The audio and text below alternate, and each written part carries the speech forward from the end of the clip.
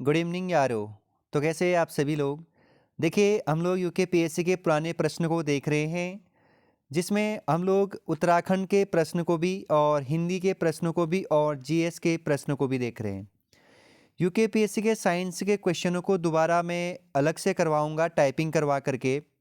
और जैसा कि मेरे द्वारा कनिष्क सहायक उत्तराखंड के तमाम एग्ज़ामों के लिए बहुत डिटेल से क्लासेस स्टार्ट कर दी गई है आपके ही अपने चैनल पे, काफ़ी डिटेल से। और पॉलिटिकल का अध्याय 1 लेक्चर 1 एपिसोड 1 पब्लिश कर दिया गया है। एक बार आप उसको ज़रूर सुनिएगा। जो नेक्स्ट वीडियो आएगी दोस्तों वो टाइपिंग पीडीएफ आएगी, और मैंने आप लोगों को कहा था कि पीडीएफ में भेज दूंगा दोस्तों, और मैंने टेलीग्राम पे भेज भी दिया था। और इन प्रश्नों को अधिक से अधिक लगाइए। जो ये एपिसोड नंबर 13वां है दोस्तों, आज काफ़ी मज़ेदार से हम लोग इनको पढ़ रहे हैं। और सेशन को स्टार्ट करते हैं जीएस के प्रश्न से, क्योंकि मैं जितने भी वीडियो मेरे द्वारा बनाए गए हैं उत्तराखंड, हिंदी और जीएस के सारे प्रश्नों को हमने कवर करवाया है। ओके, आइए फिर सेशन को स्टार्ट करते हैं। सेशन का पहला प्रश्न है दोस्तों, तमिलनाडु का समुद्र तट कहलाता है। तो यहाँ पर देखिए, मेरे आंसर देने से पहले आप लोग अपने मन मस्तिष्क में आंसर खुद ही ना खुद क्या करिए दोस्तों, दे दीजिए। हाँ, तमिलनाडु का समुद्र तट कहलाता है। आप लोगों का जो यहाँ पर सही आंसर हो जाएगा, ये हो जाएगा आपका कोरोमंडल तट।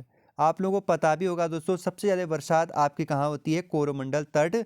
और शीत ऋतु में भी आप लोगों का दोस्तों कोरोमंडल तट पर ही क्या होती है, वर्षा होती है।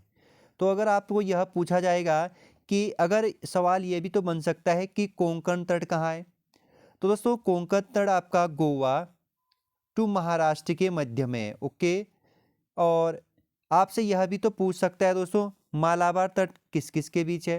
तो आपको याद रखना है दोस्तों, ये गोवा से नीचे केरल तक विस्तारित है।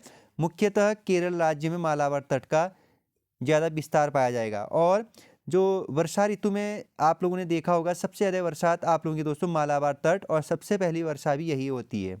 ओके, और अगर आप लोगों को यह पूछा जाएगा इसके बाद कि जो सरिसिका है, तो ये भी यहीं पर है, आप याद रखेंगे। ओके, अगला प्रश्न हम जाते हैं अगले प्रश्न पर।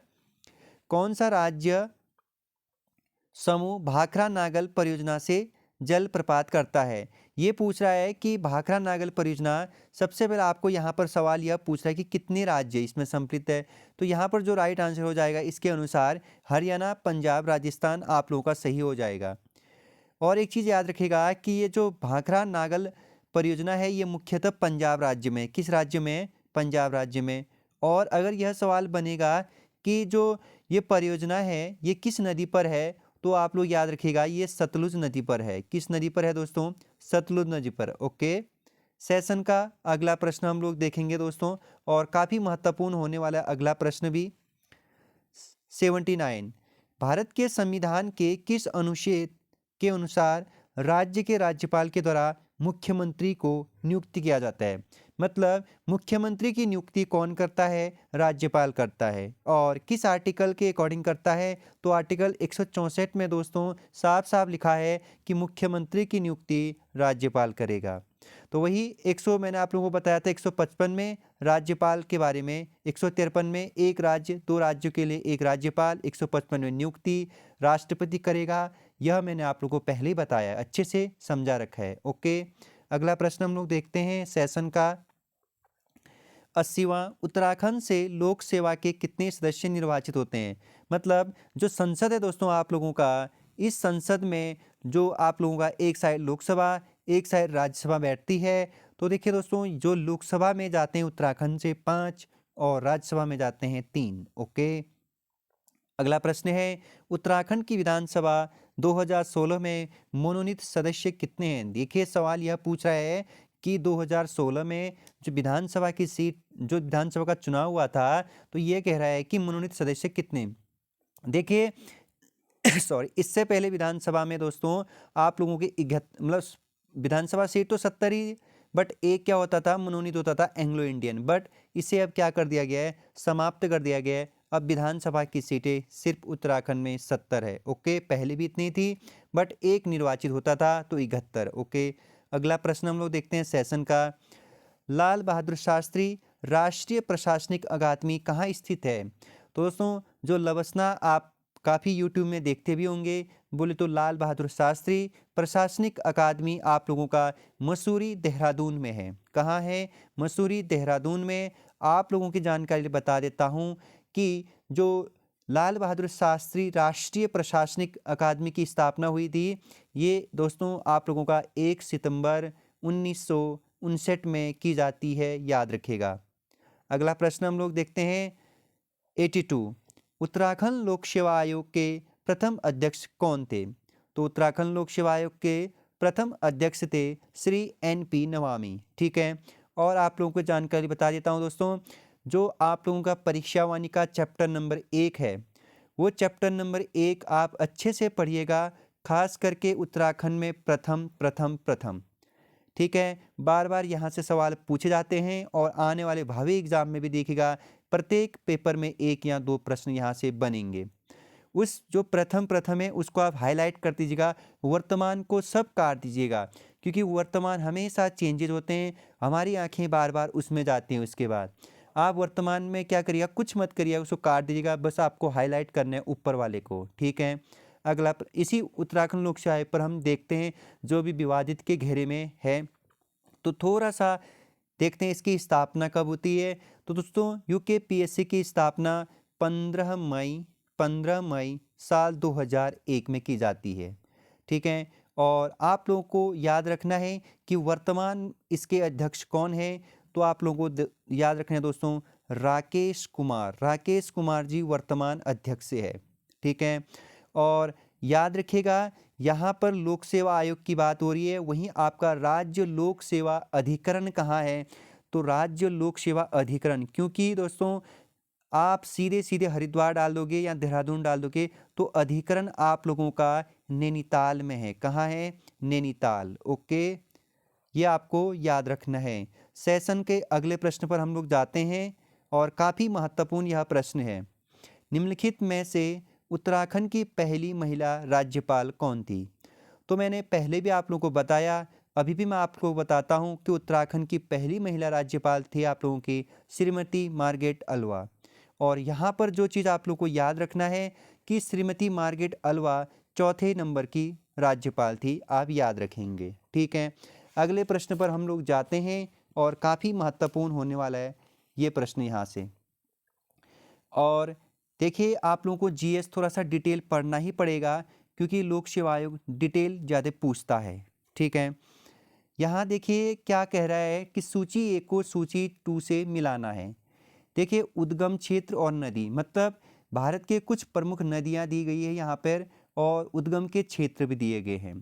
तो देखिए ब्रह्मगिरी पहाड़ी, सबसे पहले आपको याद रखना है कि जो ब्रह्मगिरी पहाड़ी है ये कर्नाटक राज्य में है। किस राज्य में?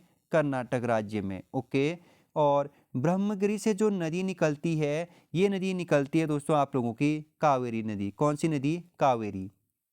वहीं जो बेरीनाग सोता या बेरीनाग झरना है, ये है जम्मू कश्मीर में। ये कहाँ है?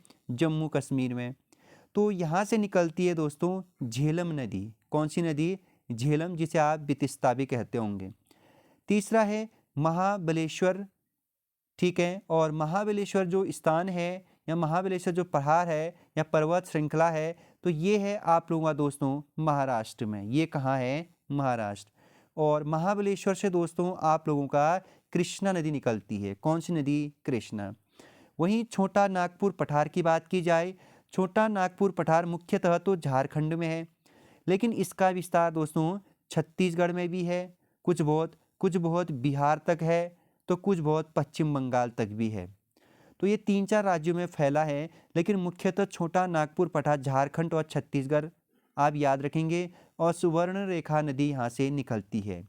तो इसका मतलब हमारा ये आंसर सही हो जाएगा। ब्रह्मगिरी से कावेरी, बेरीनाग सोता झरना से झेलम, महाबलेश्वर से कृष्णा और छोटा नागपुर से सुवर्ण रेखा नदी निकलती है। ओके, सेशन का अगला प्रश्न हम लोग देखते हैं, प्रायद्वीपीय भारत में सबसे लंबी नदी कौन सी है? तो दोस्तों प्रायद्वीपीय भारत में सबसे लंबी नदी आप लोगों की गोदावरी है।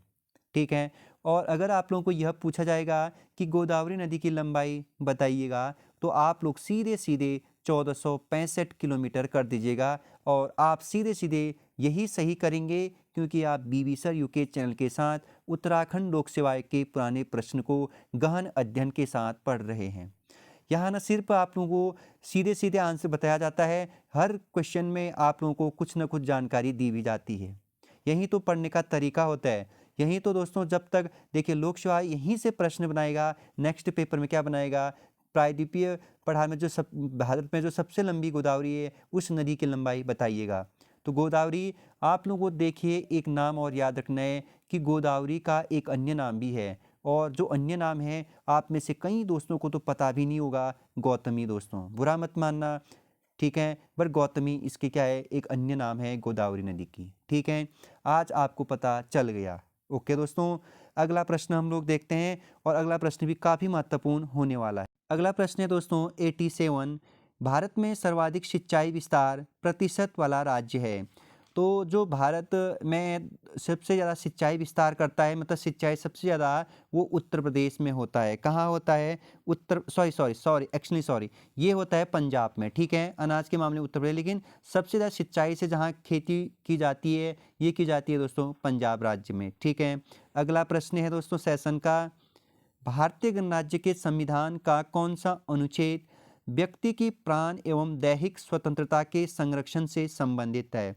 काफ़ी महत्वपूर्ण यह प्रश्न है, और इसमें बहुत कंफ्यूज होना आता है कि प्राण एवं दैहिक स्वतंत्रता के संरक्षण की बात कौन करता है? आर्टिकल 21।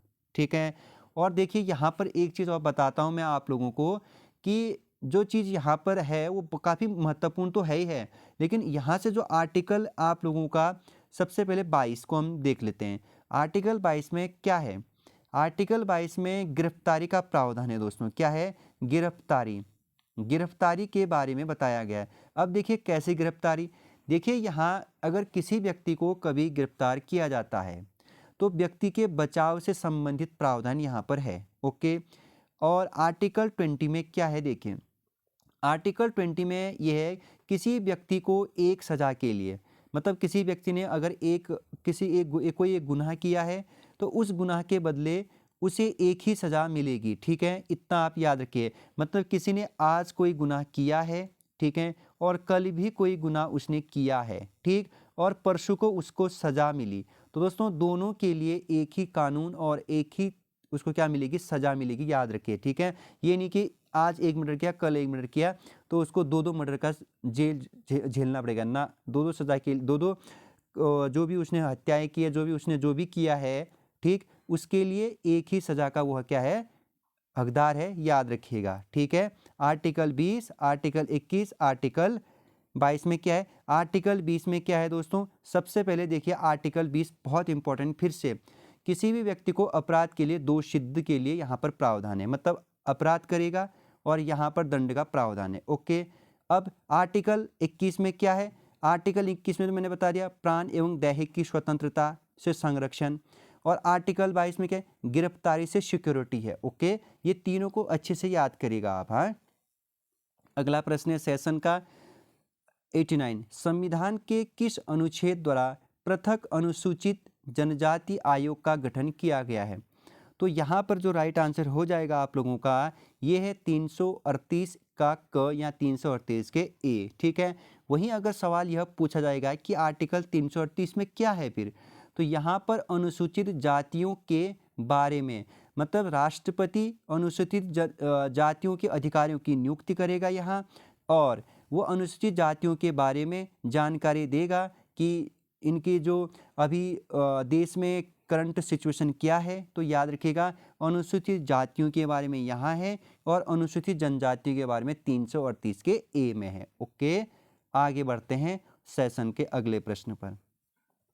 संयुक्त राष्ट्र संघ के प्रजातांत्रिक की मांग का संबंध मुख्यतः किससे है? तो देखिए यहाँ पर जो राइट आंसर हो जाएगा आप लोगों का, सुरक्षा परिषद से। ठीक, और आप लोगों को याद रखना है कि सुरक्षा परिषद में कितने देश, तो याद रखिएगा आप लोग, यहाँ पर संयुक्त राष्ट्र महासंघ में टोटल 15 देश है, और इसमें से 5 स्थायी और 10 अस्थायी है। ठीक, और संयुक्त राष्ट्र संघ का जो स्थापना वर्ष है आप कमेंट बॉक्स में बताइए दोस्तों। यह प्रश्न बहुत इंपॉर्टेंट है, सिर्फ मैं आपको डेट बता देता हूँ, 24 अक्टूबर को। ठीक है दोस्तों, आगे का डेट आप बहुत इंपॉर्टेंट डेट है, आप किसी भी हालत में इस डेट को नहीं भूलेंगे। ओके, अगला प्रश्न हम लोग देखते हैं। भारत में सार्क सम्मेलन सर्वप्रथम किस वर्ष आयोजित की गई थी? तो यहाँ पर राइट आंसर हो जाएगा, भारत में सार्क सम्मेलन 1986 में आयोजित की गई थी। आपको याद रखना है सार्क की स्थापना, ठीक है, और कुछ याद नहीं रखना है यहाँ पर। सार्क की स्थापना आप लोगों का दिसंबर माह में, ठीक है, दिसंबर माह में 1985 में की जाती है। आई थिंक 8 दिसंबर इसका राइट आंसर होना चाहिए। ठीक है, अगला प्रश्न हम जाते हैं।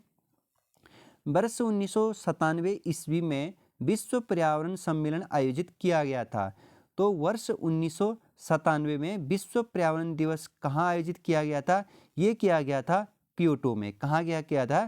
क्योटो में। ओके, अगले प्रश्न पर हम लोग जाते हैं। भारत के परमाणु सिद्धांत निम्नलिखित में से सम्मिलित है? पहल न करना, एक तरफा प्रतिबंध, न्यूनतम विश्वसनीय निवारण और उपरोक्त सभी। तो यहाँ पर है उपरोक्त सभी हो जाएगा आपका राइट आंसर। अगला प्रश्न सेशन का, साल 2001 में विक्र शब्द को किसने गढ़ा था? तो ये गढ़ा था दोस्तों आप लोगों का जिम ओ नील ने। किसने गढ़ा था? जिम ओ नील ने विक्र। पहले क्या होता था कि ये अब तो विकृस हो गया, ठीक है, अब तो क्या हो गया? विकृस हो गया। पहले सिर्फ विकृस में आप लोगों के 4 ही सदस्य देश हुआ करते थे, लेकिन यहाँ पर आप लोगों का दोस्तों अब ये क्या हो गया? ब्रिक्स हो गया। ठीक है, ब्रिक्स। ठीक है, अब ब्रिक्स में आप लोगों का दोस्तों 5 देश है। कितने देश हैं?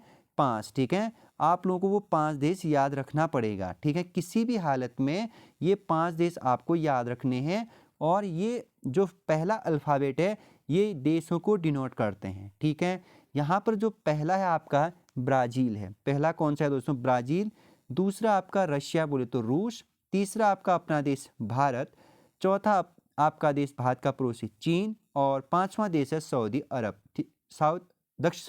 दक्षिण अफ्रीका। ठीक है, जो 5वां देश हो जाएगा दक्षिण अफ्रीका, और यह सबसे नवीनतम देश है, याद करिएगा, तभी ब्रिक्स हो गया। ओके, और यहाँ पर याद रखना है कि ब्रिक्स का मुख्यालय कहाँ है? तो ये है संघाई में। कहाँ है दोस्तों? संघाई, चीन में। हाँ, और 2022 का ब्रिक्स सम्मेलन कहाँ हुआ था? ये चीन में हुआ था। ठीक, यही संघाई। और अगर यह सवाल पूछा जाएगा कि 2023 का कहाँ होना है, तो ये साउथ अफ्रीका में होना है। ठीक है, तो हमने ब्रिक्स पर सब कुछ देख लिया, तो अगले प्रश्न पर हम जाना चाहेंगे। हाँ, किसके शासन काल में भारत में उदारीकरण के प्रथम चरण आरंभ किए गए? तो यह प्रश्न आप लोगों का काफी महत्वपूर्ण है। पीवी नरसिंहम राव। ठीक है, आप लोगों को पता है कि 1991 में आया था, आप याद रखेंगे। ठीक, अगला प्रश्न देखते हैं। ये फिर भी हम करना पसंद करेंगे। अभी बेसिकली मैंने करंट अफेयर में इसको पढ़ा दिया है। वर्ष 2016 निम्न में से किसको राष्ट्रीय दल की मान्यता दी गई? टीएमसी। ठीक है, और राष्ट्रीय दल को मान्यता कौन देता है दोस्तों? निर्वाचन आयोग। ओके, और निर्वाचन आयोग का उल्लेख कहाँ है? भाग 15 में है, आप लोगों को मैं पहले बता चुका हूँ। और यहाँ पर जो निर्वाचन आयोग है वो आर्टिकल 324 से 329 तक निर्वाचन आयोग का प्रावधान है। ठीक, एक मुख्य निर्वाचन आयुक्त होता है और 2 आपके उनके आयुक्त होते हैं, सहायक होते हैं। ओके, अगले प्रश्न पर हम जाना पसंद करेंगे। 97, निम्नलिखित में से किस विद्वान ने स्वतंत्रता के प्रारंभिक वर्षों की भारत की दलीय व्यवस्था का एकदलीय प्रभुत्व वाली व्यवस्था के रूप में वर्णन किया है? तो ये किया है आप लोगों का रजनी कोठारी ने, एक दलीय प्रभुत्व वाली व्यवस्था के रूप में वर्णन किया है भारत के दलीय व्यवस्था का। ओके, अगला प्रश्न देखते हैं। निम्नलिखित में से कौन भारत में राजनीतिक दलों को मान्यता प्रदान करते हैं? अभी थोड़ी देर पहले मैंने ऊपर यही चर्चा किया था। देखिए, लोकशाह और कुछ नहीं करता है, बेसिक से क्वेश्चन बनाता है, और उन्हीं बेसिकों के जो 4 ऑप्शन दिए होंगे, या तो वो ऑप्शन से प्रश्न बनाएगा या प्रश्न से ऑप्शन बना देता है। तो यहाँ पर आप लोगों का राइट आंसर होगा भारत का निर्वाचन आयोग, और सब कुछ पहले मैं आप लोगों को बता चुका हूँ। ठीक है, पहला जो निर्वाचन आयुक्त था वो कौन था? सुकुमार सेन। ठीक है, राजीव कुमार, ठीक, सुकुमार सेन। ठीक है दोस्तों, अगला प्रश्न हम लोग देखते हैं। निम्नलिखित में से किस समिति आयोग ने न्याय पंचायतों के गठन की सिफारिश की थी? तो देखिए क्या कह रहा है कि समिति आयोग ने न्याय पंचायतों के गठन की सिफारिश की थी। तो यहाँ पर हो जाएगा आप लोगों का अशोक मेहता समिति, ठीक है, न्याय पंचायतों गठन की सिफारिश की थी। अब यहाँ पर तो आयोग ने यही दिया था, लेकिन यहाँ पर आपका बलवंत राय मेहता भी सही हो जाएगा, ठीक है। इन्होंने क्या दिया, विकेंद्रीकरण में शक्ति का क्या होना, स्थानांतरण, मतलब ऊपर से नीचे तक क्या, शक्ति से संबंधित, ठीक है। और बलवंत राय मेहता पंचायत राज से संबंधित है, अशोक मेहता भी पंचायत राज से संबंधित है, बी के राय भी यही है। तो देखिए बलवंत राय मेहता समिति कब आती है, 1957 में। रिपोर्ट कब सौंपती है, 58 में। अशोक मेहता समिति कब बनती है, 1977 में। याद करिएगा, हाँ, ये प्रश्न बहुत इंपॉर्टेंट होने वाले हैं। अगले प्रश्न पर जाते हैं दोस्तों। भारतीय संघवाद में विविधताओं में एकता को प्रोन्नत करने हेतु निम्नलिखित में से किन संस्थानों को आवश्यक माना गया है? अंतर्राज्यीय परिषद एवं राष्ट्रीय विकास परिषद, सत्य है। वित्त आयोग एवं क्षेत्रीय परिषद, ये भी सत्य है, विविधता एकता में बता रहा है। और एकल न्यायिक व्यवस्था एवं अखिल भारतीय सेवाएं, ये भी सत्य है। और उपरोक्त सभी सत्य है। यस दोस्तों, ये सारे के सारे सही है भारतीय संघवाद के बारे में। और संघवाद किसे कहते हैं, ये मैं कल आप लोगों को अच्छे से पॉलिटिकल के लेक्चर नंबर 1 में समझा चुका हूँ। और अगर जिसने भी नहीं देखा है दोस्तों, जरूर जाइए, तभी आप लोगों को ऐसे प्रश्न आसानी से आप लोग कर लेंगे। मैं पॉलिटिकल में गारंटी के साथ कह रहा हूँ कि जितने भी आपके 7 से लेकर 10 प्रश्न आते कभी नहीं रुकेंगे, मैं लिख के दे रहा हूँ। और आगे भी भूगोल में जब पढ़ाऊंगा, हिस्ट्री में जब पढ़ाऊंगा, फिर देखिए जो लुसेंट एमसीक्यू आप लोग खरीद करके रखते हैं और उसमें आप बिना पढ़े टिक करते हैं और याद होता नहीं है, फिर आप लोगों के प्रश्न क्वेश्चन आंसर गलत हो जाते हैं। और मैं जब पढ़ाऊंगा जीएस आप लोगों को, फिर देखिएगा, लेकिन थोड़ा सा आप लोगों को क्या करना पड़ेगा, मेरे अनुसार चलना पड़ेगा। बट आपको रिवीजन करना है, बताते रहूँगा क्या करना है, ठीक है। लेकिन चैनल को सब्सक्राइब भी करिए, थोड़ा शेयर भी तो करिए, परिवार बड़ा बनेगा तभी तो अच्छा होगा, ठीक है दोस्तों। अगला प्रश्न, संविधान के किस अनुच्छेद के अनुसार जम्मू व कश्मीर राज्य को एक विशेष राज्य का दर्जा प्राप्त था, कहेंगे वहाँ, आर्टिकल 370 के अकॉर्डिंग, ठीक। साल 2019 में आपका ये 370 हटा दिया गया। अगले प्रश्न पर हम जाएंगे 31 अक्टूबर, ओके। संविधान के किन अनुच्छेदों के अनुसार ओबीसी, अन्य पिछड़ा वर्ग कहते हैं जिसे, को आरक्षण के प्रावधान किए गए हैं? तो दोस्तों यहाँ पर आर्टिकल 15 के 4 और 16 के 4 में यह प्रावधान किया गया है, ओके। अगला प्रश्न है, सेवा के अधिकार की अवधारणा प्रारंभ हुई? तो ये जो आपका राइट आंसर हो जाएगा, ये हो जाएगा आप लोगों का ग्रेट ब्रिटेन में, ओके। सेवा के अधिकार की अवधारणा ग्रेट ब्रिटेन में है, ओके। अगला प्रश्न हम लोग देखते हैं वर्ष, इसको हम अभी स्किप करेंगे और मैं इसको पहले ही समझा चुका हूँ। 105, थोड़ा उत्तराखंड के प्रश्नों पर भी चर्चा करते हैं। उत्तराखंड राज्य की सबसे बड़ी जल विद्युत परियोजना है, तो ये है टिहरी जल विद्युत परियोजना, उत्तराखंड की सबसे बड़ी जल विद्युत परियोजना है। और टिहरी बांध का निर्माण कार्य कब से शुरू हुआ था? ये हुआ था 1978 में, ठीक है। स्वीकृति तो 1972 में हो गई थी, लेकिन आप लोगों का जो पूरा कार्रवाई होते हुए थे 1978 से टिहरी बांध निर्माण कार्य शुरू होता है।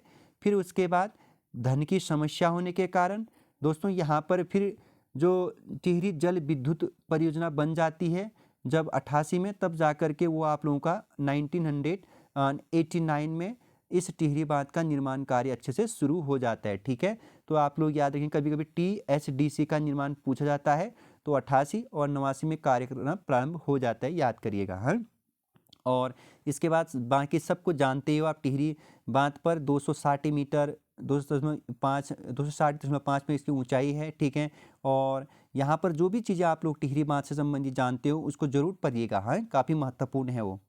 इसके बाद यहीं पर आपको अगर शारदा परियोजना पूछी जाएगी तो आप लोग शारदा नदी कहेंगे या काली नदी पर बनाया गया है, ठीक है। वहीं अब आप लोगों को क्या याद रखना है, पथरी परियोजना कहाँ है, तो आप लोग याद करिएगा पथरी परियोजना और जो मोहम्मदपुर परियोजना है, ये दोनों के दोनों गंगा नदी पर बनाया गया है। और यहाँ पर एक चीज़ और याद करिएगा आप लोग कि ये दोनों हरिद्वार में है, अच्छे से याद करिएगा, हरिद्वार में, हाँ। और जो खोदरी है ये भी आप लोगों को यही मिल जाएगा, ठीक। अगला प्रश्न पर हम जाएंगे, उत्तराखंड का हरेला पर्व संबंधित है, तो ये पौधरोपण से संबंधित है, आप लोग भी काफ़ी लोग करते होंगे। अगले प्रश्न पर हम जाएंगे, निम्नलिखित में से उत्तराखंड का कौन सा एयरपोर्ट सर्वाधिक संचालन या फिर व्यस्तता रहता है? तो जोलीग्रांट, ठीक है। और देखिएगा जोली कोट पूछा जाएगा वो नैनीताल में है और जोलीग्रांट आप लोगों का देहरादून में है। हाँ, अगले प्रश्न पर हम लोग जाना पसंद करेंगे और अगले प्रश्न को मैं कुछ अन्य तरीके से मैं आप लोगों को बता रहा हूँ, ठीक है। और देखिए यहाँ पर आप लोगों को यह पूछा जा सकता है कि जो हमारे उत्तराखंड में 4 धाम हैं, यमुनोत्री, गंगोत्री, केदारनाथ, बद्रीनाथ, इनको ऊंचाई के आधार पर आपको लगाना आ सकता है या फिर पूछा जाएगा कि सबसे ऊंचाई पर स्थित धाम बताइए। तो आप लोगों को याद रखना है, सबसे पहले गौर से सुनिएगा, सबसे ऊंचाई पर है दोस्तों आपको केदारनाथ धाम। कौन सा धाम? केदारनाथ, जिसकी ऊंचाई है समुद्र तल से 3581 मीटर। क्लियर है? 3581 मीटर याद करिएगा। हाँ, 3581 केदारनाथ। और केदारनाथ धाम कहाँ है? आप लोग बहुत अच्छे से जानते हो, रुद्रप्रयाग में। Very good. उसके बाद है सॉरी यहाँ पर मैंने लिख दिया, कोई बात नहीं, 3235 मीटर। और ये है आप लोगों का दोस्तों यमुनोत्री। ये किसकी ऊंचाई है? यमुनोत्री की। और इसके बाद आप लोगों को याद रखना है बद्रीनाथ। कौन सा नाथ?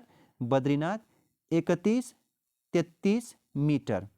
ठीक है। यमुनोत्री कहाँ है? उत्तरकाशी में। बद्रीनाथ कहाँ है? चमोली में।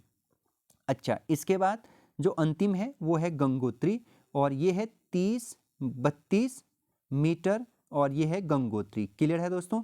तो फिर से हम देखेंगे एक बार। ठीक है, सबसे ऊंचाई पर स्थित केदारनाथ, उसके बाद यमुनोत्री, इसके बाद बद्री, इसके बाद गंगोत्री। ठीक हो गया।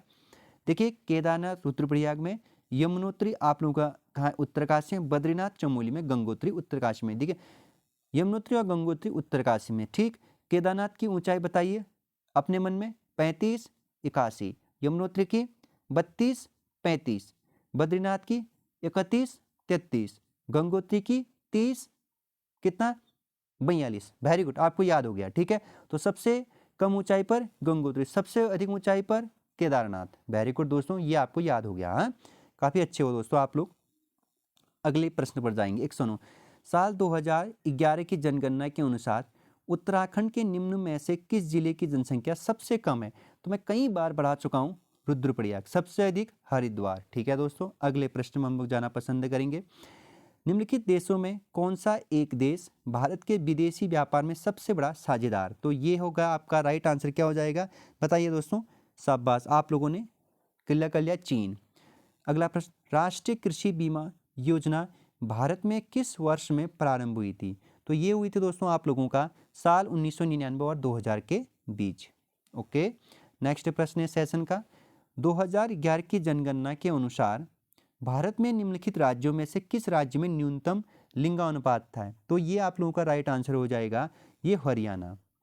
अगला प्रश्न, भारत में राष्ट्रीय आय की गणना की समस्याओं में से एक है अल्प बेरोजगारी या अल्प रोजगार, मुद्रास्फीति, बचतों का निम्न स्तर, गैर मौद्रिक उपभोग। तो ये आपका सही हो जाएगा, ये हो जाएगा लास्ट वाला, गैर मौद्रिक उपभोग। ठीक है, अगले प्रश्न पर हम जाएंगे। भारत में कृषि के लिए पुनर्वित्त प्रदान करने वाला सर्वोच्च बैंक है? तो ये है आप लोगों का, किससे पूछा है? कृषि, तो नाबार्ड। ठीक है, नाबार्ड। आप लोगों को क्या याद रखने? नाबार्ड पर सबसे पहले नाबार्ड की स्थापना, नाबार्ड की स्थापना आप लोगों की 12 जुलाई 1900 कितना लिखूं? 88 या 82? शाबाश, 82 लिखूंगा ना, सेबी की स्थापना हुई थी 88 में। तो और आप लोगों को यह पूछा जाएगा कि नाबार्ड का फुल फॉर्म बताइए।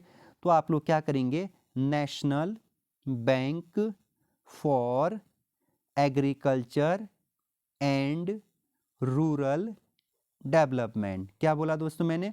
National bank for agriculture and rural development. Okay, ये हुआ आपका नाबार्ड का फुल फॉर्म। अगले प्रश्न पर हम जाएंगे और काफी महत्वपूर्ण अगला प्रश्न, भारत में कौन सा क्षेत्र सबसे अधिक प्रत्यक्ष विदेशी निवेश एफडीआई, किसकी बात हो रही है? एफडीआई इक्विटी प्रवाह को आकर्षित करता है? ये करता है सेवा क्षेत्र, मतलब सर्विस सेक्टर करता है। हाँ, अगले प्रश्न पर हम जाएंगे। निम्नलिखित में से वर्तमान में भारतीय रिजर्व बैंक का गवर्नर कौन है? तो शक्तिकांत दास फिर से बन गए। हाँ, अगले प्रश्न पर हम जाएंगे, काफी महत्वपूर्ण, पंचायती राज व्यवस्था का निम्न में से किसमें उल्लेख है? तो पंचायती राज व्यवस्था का निम्न में से उल्लेख किसमें है? राज्य सूची। तो पंचायती राज किससे संबंधित है? राज्य सूची से। अगर आपको यह सवाल पूछा जाएगा कि पंचायती राज को हमारे संविधान में कैसे स्थापित किया गया, तो 73वां कॉन्स्टिट्यूशनल अमेंडमेंट एक्ट किया हमने और 1992 में किया और 1993 में इसको लागू किया। तो कहीं कहीं बार यह सवाल बनता है कि 93वां संविधान संशोधन कब हुआ था? तो कहीं पर यह नहीं मिलता है तो यह मिलता है, तो दोनों ही आंसर आपके सही हो जाएंगे। अधिनियम आया था 92 में लेकिन लागू 93 में हुआ था। हाँ, वहीं 74वां 93 में आप करेंगे। ओके, यह आपको याद रखना है। ठीक, और पंचायत राज में कितने विषय हैं? 29 विषय है, याद करेगा है। अगले प्रश्न पर हम जाएंगे। अगर हाँ, एक सवाल और पूछ सकता है, पंचायती राज भाग किस में है? भाग 9 में है। किस में है? भाग 9। और नगर पंचायत भाग 9 के क में है। ओके, और अनुसूची पंचायत 11 और नगर पंचायत 12। ओके, शाबाश, आप लोगों को याद हो गया। पंचायती राज बहुत बहुत इंपॉर्टेंट उत्तराखंड एग्जाम के लिए, याद करिएगा। पूरा चैप्टर अच्छे से पढ़िएगा। निम्नलिखित कार्यों में कौन सा कार्य स्थानीय स्वशासन से संबंधित नहीं है? तो यहाँ पर जन स्वास्थ्य, स्वच्छता का प्रबंधन, जन उपयोगी स्वास्थ्य और यहाँ पर लोक व्यवस्था का अनुरक्षण। तो यहाँ पर आपका लोक व्यवस्था का अनुरक्षण ये आपका क्या हो जाएगा? गलत है। जन स्वास्थ्य, स्वच्छता का प्रबंधन, जन उपयोगी सेवाएं ये स्थानीय स्वशासन का कार्य है। ये लोक व्यवस्था, आप लोगों का कानून व्यवस्था की बात की जा रही है, तो ये राज्य का हो जाएगा। ठीक है, अगले प्रश्न पर हम जाएंगे। निम्नलिखित अनुच्छेदों में कौन सा अनुच्छेद पंचायतों में अनुसूचित जातियों जनजातियों के लिए सीटों का आरक्षण करता है? जब पंचायत का चुनाव होता है ना, तो SC ST के लिए जो सीटों का आरक्षण मिलता है दोस्तों, ये मिलता है आर्टिकल 243D में। ठीक है, इसमें आपका आरक्षण से संबंधित प्रावधान दिए गए हैं। अगले प्रश्न पर हम जाएंगे और अगला प्रश्न काफ़ी महत्वपूर्ण होने वाला है। करंट अफेयर मैं पहले पढ़ा चुका हूँ दोस्तों, मैं करंट अफेयर क्वेश्चन को स्किप कर रहा हूँ। ओपेक, जिसका फुल फॉर्म है organisation of the petroleum exporting countries. ठीक है, तो यहाँ पर किस पर विशेष बल है? तो यहाँ पर पेट्रोलियम का उत्पादन और पेट्रोलियम की कीमतों पर नियंत्रण करना, ये दोनों ही ओपेक में जो देश है, तो उन दोनों का काम है, यानी उनका काम है इस पर लगाम, इस पर कीमतों पर नियंत्रण, उत्पादन करना, ये दोनों ही सही है। तो ओपेक की स्थापना पूछी जा सकती है आप लोगों को। तो ओपेक की स्थापना आप लोग सीधे सीधे करेंगे।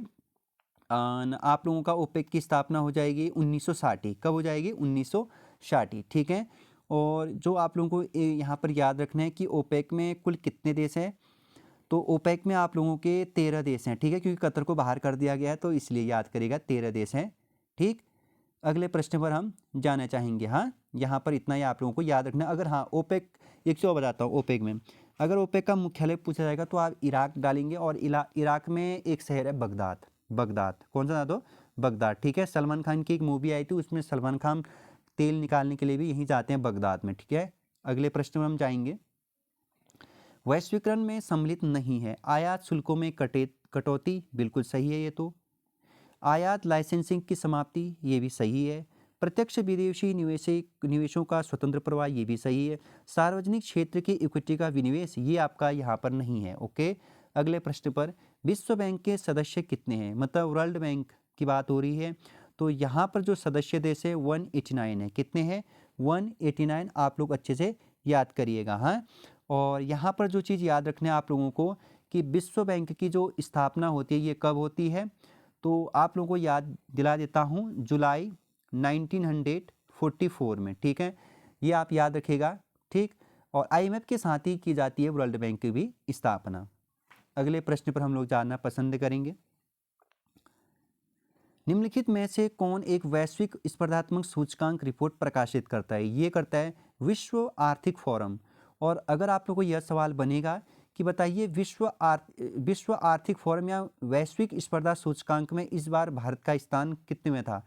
तो साल 2022 में 68 में। ठीक है, याद करिएगा अच्छे से। हाँ, अगले प्रश्न पर, सार्क सदस्य देशों का प्रशिक्षण देने हेतु भारतीय अनाज भंडार का प्रबंधन एवं जो अनुसंधान संस्थान है, तो ये कहाँ है? यह प्रश्न आप लोगों का काफ़ी महत्वपूर्ण है। ये हापुड़ा में है। कहाँ है? हापुड़ा में। अगले प्रश्न पर हम लोग जाना पसंद करेंगे। Prevention of money laundering act Bharat में कब प्रभावी हुआ? तो ये हुआ आप लोगों का दोस्तों 2005 में। कब हुआ? 2005 में। 2-4 प्रश्न और बच गए दोस्तों, उसको हम क्या करते हैं, ख़त्म कर देते हैं, फिर ये सेशन समाप्त हो जाएगा। ट्रिम्स का पूरा नाम बताइए। तो ये बहुत इंपॉर्टेंट है, ट्रेड रिलेटेड इन्वेस्टमेंट मेजर्स आपका सही हो जाएगा ट्रिम्स का पूरा नाम। जैसे ही फुल फॉर्म आते तो आप उसको अच्छे से लिखिएगा, ठीक है। अगले प्रश्न पर हम जाते हैं। जीन क्या है? डीएनए का एक भाग है, ठीक है, इसको हम स्किप करेंगे। अगले प्रश्न में हम सीधे जाते हैं। निम्नलिखित में से किसे नैनो टेक्नोलॉजी शब्द का प्रयोग किया और कब? तो नोरियो टोनीगुची ने 1974 में किया था। अगले प्रश्न पर हम जाते हैं। उत्तराखंड पशुधन विकास बोर्ड का प्रशिक्षण केंद्र कहाँ है? तो ये है आप लोगों का सही हो जाएगा, ये देहरादून में है।